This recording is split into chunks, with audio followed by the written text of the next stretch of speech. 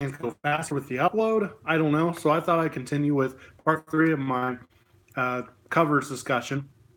I've used Facebook Live for other things. It's been okay. Uh, so hopefully this will just upload like a regular video and you can just view it later. I'm not really doing it for the live feedback. If you want to comment, go ahead. But here's thinking that somebody would be watching right now, which is not really plausible. So not even expecting it. Anyway, I was gonna move on with Friends album of covers. I did have one thing to include from Wild Honey. Good News, which was included on the Sunshine Tomorrow, the extra disc that came out. It is a Kingston Trio cover that Al does. And I was thinking about how many Kingston Trio songs that they do or try to do or incorporate, and it seems like a lot. And Al loved them, but you know, for a fan like me, I have all this time era of 1962 to now. It just goes in my head like that. That all that time, it could have been 1967 recorded Good News. Didn't do anything until trying to do Raspberry Strawberries in 1970 for Sunflower. So that's quite a bit of time. So it doesn't.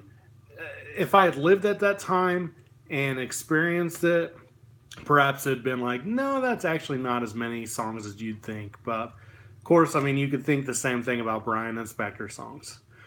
So anyway, Friends doesn't have any cover songs, but at that time, Brian did record a version of My Little Red Book, which is a Burt Bacharach song, and it's all right. It's just kind of a piano kind of sounds like a piano demo. I don't think it was proposed for anything.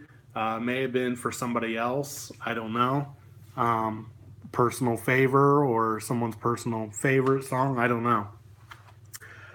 Moving on, 2020, around this era, 68, 69, they record Old Man River. And that was a bonus track on the Friends 2022 for, it's really great. I love the instrumental stuff. It's very Smile-esque. There's that vocal part that they included on the Hawthorne 2 CD set from the early 2000s. That's really cool. It's just very Americana of them. They also did Walk On By, which I didn't really know Walk On By at the time. But hearing it, I was like, man, these lyrics are really cool. It's really short, but I like it. And then lo and behold, it's a Bacharach song with Hal David. And now I know it as a Bacharach standard. But at the time listening to it, it just sounded so interesting. Dennis is on there, finishing up part of the vocal, and as part of it, they use the fire type type of vocal sound with it. It's very interesting. And I believe Brian reused that for Rio Grande later on. The 2020 album itself, we have Bluebirds Over the Mountains. Still, I didn't know that song before. It's a cool cover. Not a lot of people like it. They think that the Ed Carter guitar is a little too much for that time, but the time era, it kind of fits, but not for the Beach Boys. The little part where the orchestra at the end goes, like the strings go up, that's really cool. I like that. Apparently that was getting, Bruce was recording that way back in around Wild Honey. The Dutch version, which is on the Rarities album, is really interesting. If only to mention that it adds that punchy guitar part, tambourine, and kind of a ping pong percussion. And it's not really mixed well. They put one is Bluebirds Over the Mountain, the recording, and then this percussion stuff. So if you're in your car and you turn it over to one of the channels, you're going to hear only that part. Just kind of interesting that they did that. Not that great of quality, but what else? Just an interesting tidbit. I can hear music. Still, I didn't know that song either before, and turns out the Beach Boys really made that song famous, in my opinion. I heard it first on the Good Vibrations Volume 2. Well, I guess you would call it the Greatest Hits Volume 2, 20 More Good Vibrations. And I always liked it. Didn't know it was a cover for a long time. Then when I saw it was like a Spectre song, I was like, oh, that, go figure. But hearing that Brian had nothing to do with it was really confusing. But it's a great Carl lead, one of his best. I've went back and listened to the Ronettes version on YouTube, which is great to find all these things if you've never heard of the originals. And it's not really that big of a song. I mean, it just, I don't know. It's just something about it is not really that great of a song. And the Beach Boys just made it that much better just with their recording and their production and vocals. Last but not least, we have Cotton Fields. He had the 2020 version, which Brian produced. Al asked him to produce, kind of like Back to Sloop John B. And it's a interesting version. A lot of horns, and it's a little bit slower. It's enough to make a different mix or a different version from the single version. The single version Al did, and it's a lot more country laid back, folky that Al likes. And he sings lead on both of them, and he obviously prefers that version, and that's what we usually hear in concert. Not usually, you always hear that version. Funny, not funny enough, but oddly enough, I love to point out at the Knebworth 1980 concert, they performed that with Heroes as a medley, and it's very interesting that they would do that. Just, I don't know, just kind of a fun trivia tidbit there. Something from two slightly different eras that they mix together, and it's kind of fun to hear. Two Al vocals, lead vocals. And the other trivia of that, and everyone usually knows this, is that one of the European Sunflower album, it led off with the Cotton Fields single instead of Slip On Through. Slip On Through was track 2 on the Sunflower album over in Europe. I'm not sure what specific country it was in.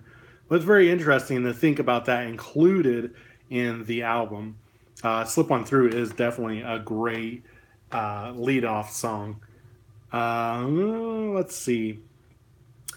Now, I know, from like Keith Badman's book, they mention You Never Give Me Your Money, which was a Beatles song from Abbey Road, and that they recorded that around the time of the session of Good Time. I would love to hear that version. I don't know what it would sound like, but I imagine it would be awesome. I'm sure that's stuck in the vault and probably will be for a very long time. Still during this time, early 70s, Terry Jacks' song Seasons in the Sun. The guys recorded it. It's not officially available, but it's on bootleg and YouTube. So if you need to hear that, it's pretty good. Carl does the lead vocal, and I enjoy it. It's not as good as the released hit version per se, but it's interesting to hear. We'll say that. Moving on to another Kingston Trio song is the grab the one there, wrong one. Another Kingston Trio song, Raspberry Strawberries. Still didn't know that song, which I really don't know a lot of the Kingston Trio songs. Al recorded it for the Sunflower album, and they did a track for it, but the track turns out to be later used for At My Window on Sunflower. Not sure if there's a official version of, or not official, but a vault version of Raspberry Strawberries, but if you go listen to Raspberry Strawberries by the Kingston Trio on YouTube, you'll start to hear At My Window in there, and it's very interesting to hear. Moving on with another Kingston Trio song that morphed into something else is Looking at Tomorrow. Now, Looking at Tomorrow, it has Al and Gary Winfrey's credits, which I believe Gary Winfrey is a friend of Al's from back in the day. And it's not a Kingston Trio song per se, but it is the Kingston Trio song, The Wanderer, as far as the tune. And it is on this album, Here We Go Again, as I have a few Kingston Trio albums laying around. So it's called The Wanderer, not to be confused with the Dion song that the guys cover on the concert album. We'll look up The Wanderer, and you'll be able to sing Looking at Tomorrow, a Welfare song with it. It's very interesting to hear. And also notably on that album of the Kingston Trio, they have a song called San Miguel. Not the same San Miguel that Dennis did, during this time, that was also on 10 Years of Harmony and the Good Vibrations box set. And then Surf's Up also has the student demonstration song, which is Right on Cell Block 9, basically redid with some more modern lyrics for that time. Same tune. I know everybody gives it grief for being on the Surf's Up album. It doesn't fit. I feel like I've read that Brian doesn't really enjoy it. It really doesn't fit. My idea is it should have been a B-side for, I don't know, Long Promised Road, or, I don't know, Don't Go Near the Water. Or it should have just stayed a concert staple. As it is a fun rocker, it would have been cool as a concert song. So I think we're going to end there, and we're going to pick up in the 73 when I come back. Hopefully this uploads okay. It doesn't take forever. And hopefully you can watch this more than once. I have no idea how this will turn out. We will see you here in a little bit.